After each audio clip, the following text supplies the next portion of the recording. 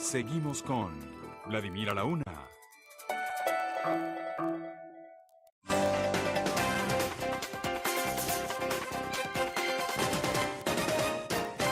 Bueno, continuamos con Vicente Díaz. Me gustaría comentar contigo, Vicente, la declaración de Jorge Rodríguez. ¿Tú la viste completa? Sí, ¿Qué absolutamente. piensas de esa declaración? Bueno, a mí me da mucha vergüenza con los venezolanos, cómo se les miente descaradamente con cosas de esta naturaleza, con esas afirmaciones. Por ejemplo, el Consejo Nacional Electoral eliminó 600.000 firmas. Dentro de esas firmas estaban buena parte de los dirigentes de la oposición.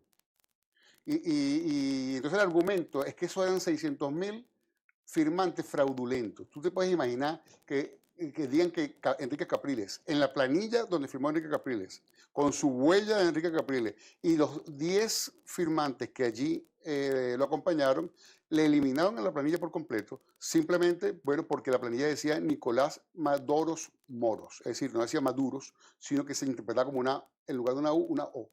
Y entonces rasparon el derecho de 10 personas con esa planilla. Pero el problema no es ese, el problema entonces es que sale señores como este y dicen que esas 10 personas eran fantasmas, eran fraudulentas. Pero no solamente eso, Vladimir, sino que 1.350.000 personas el CNE aprobó para que fueran a validar. Y el CNE dispuso, en lugar de poner 1.350 máquinas, puso 300. Y 200 de ellas las escondió. Es decir, que realmente estuvieron activas 100 máquinas. Y entonces, bueno, más de 900.000 venezolanos no pudieron validar. Y no pudieron validar porque fueron impedidos de validar. Y entonces sale este señor y dice que, bueno, que ¿dónde estaban? Que eso eran fantasmas, que esos señores no existían. Entonces uno siente vergüenza por la política, por el hecho político en Venezuela, porque la política yo la reivindico y es el arte de resolver civilizadamente los conflictos de poder, porque bueno, antes era con veneno y con golpes palaciegos y con asesinatos tipo Nerón y con guillotinazos tipo la Revolución Francesa, como se resolvían las cosas. Ahora se resuelven con debate, con elecciones y con confrontación en el orden de las ideas y de la política. Sin embargo, el nivel de apreciación de mucha gente sobre los políticos realmente es malo. Y es malo por actuaciones de esta naturaleza, que desvirtúan el carácter de la política en P alta, de altura, y lo convierten en un intercambio de falsedades y mentiras, que, bueno, yo me distancio profundamente de esa forma de hacer política y reivindico la política como debe ser. La política por defender los derechos de la gente y por alcanzar el poder para darle un servicio a la gente en un país que necesita, bueno, un cambio de timón de 180 grados. Porque Venezuela, de seguir por ese estado en que va, vamos a quedar en una situación peor que la que viven los haitianos, que no tienen petróleo, que no tienen agricultura, que no tienen el Orinoco, que no tienen Guri, que no tienen los bosques de Uberito, que no tienen las minas de oro, que no tienen la formación y la capacitación que tienen los venezolanos. Más de 2 millones de venezolanos, Vladimir, se han tenido que ir de Venezuela. Talento venezolano, profesionales venezolanos, que bueno, son recibidos con las puertas abiertas en diferentes partes del mundo, Vladimir, porque el nivel de talento y competencia técnica que tienen son de primera y han tenido que escaparse de su país porque las condiciones son invivibles para ellos. Aquí en el Instagram dice Briceño Olga, en el CNE quien toma las decisiones no son los rectores, no son las rectoras, es Jorge Rodríguez, Diosdado y Maduro, en sí la cúpula del PSUV. Bueno, la decisión que toma el Consejo Nacional ayer no hace sino avalar afirmaciones de esa naturaleza, porque toma las decisiones justamente que le convienen al partido de gobierno y al revocable, obviamente. Mirka Lagraz, la Mesa de la Unidad no debe aceptar el 20% regional, está en juego el futuro de los venezolanos. Si aceptamos ese 20% regional, más todas las trampas y obstáculos que nos van a seguir poniendo, es posible que se pierda el referéndum y eso no se puede permitir. Yo creo que quiero aclarar una cosa aquí que yo considero que es muy pertinente. Una cosa es ir al referéndum revocatorio y otra cosa es aceptar las condiciones. No es lo mismo. Al contrario, todo lo contrario. ¿Por qué yo digo esto? Porque esas condiciones que violan la Constitución son absolutamente inaceptables. Y eso significa que hay que denunciarlas, recurrir ante las instancias nacionales e internacionales, presionar y protestarlas nacional y mundialmente e ir bajo protesta. Pero renunciar al derecho de activar el referéndum revocatorio sería hacer el juego a la estrategia del gobierno. La estrategia del gobierno, lo acaba de decir Jorge Rodríguez, es que ellos lo dicen con su cara bien lavada. Acabo de decir que la estrategia de ellos es utilizar el Tribunal Supremo de Justicia para parar el referéndum en el 2017. Ya el CNE lo está parando para el 2016. Pero es que ellos no lo quieren ni siquiera en el 2017. Entonces la estrategia de ellos es suspenderlo.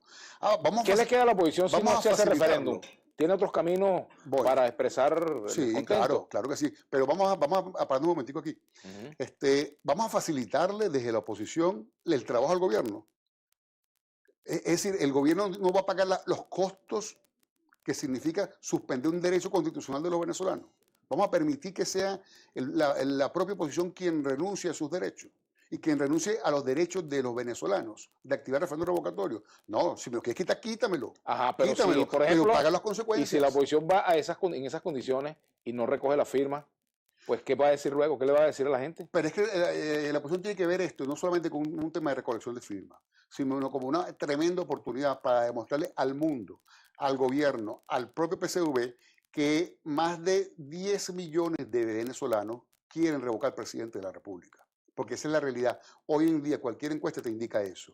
Entonces tú tienes que proponer como programa y como acción, bueno, yo voy a movilizar a todas esas personas. Las voy a movilizar a los puntos del CNE, las voy a movilizar a los puntos de la propia Mesa de la Unidad. Voy a demostrar que concurrieron más de 8 millones de venezolanos a firmar, pero con la infraestructura del CNE solamente pudieron validar 4 millones. Andrés Prim, buenas tardes, Vladimir, excelente programa. A mí me da ganas de ver las cosas, el alto mando militar son los responsables que permiten que todo esto suceda y no ponen orden, se hacen los ciegos y sordos porque ellos están beneficiando y se olvidaron del juramento que hicieron.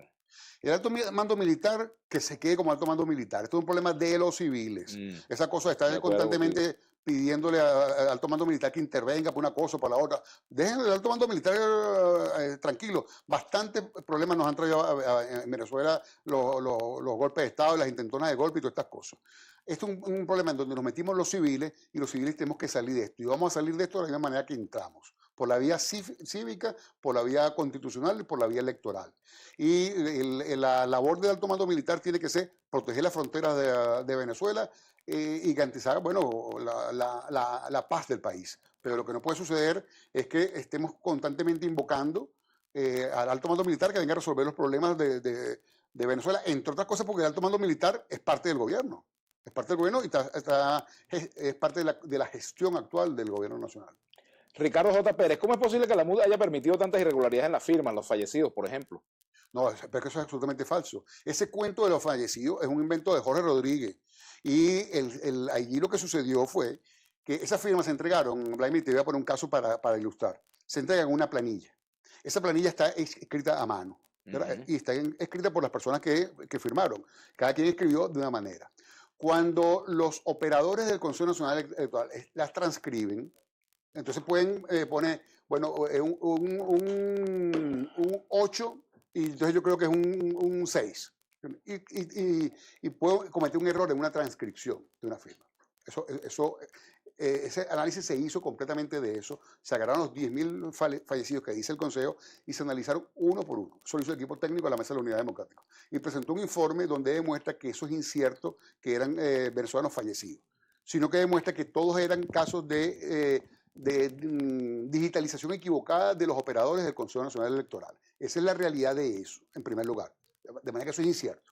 La segunda cosa que tiene que ver con esto, Vladimir, es que suponte tú que fuera verdad. Suponte tú que fuera verdad. ¿Y para qué es la validación del 1%? ¿Para qué es la validación del 1%? Si esas personas están fallecidas no pueden poner la huella.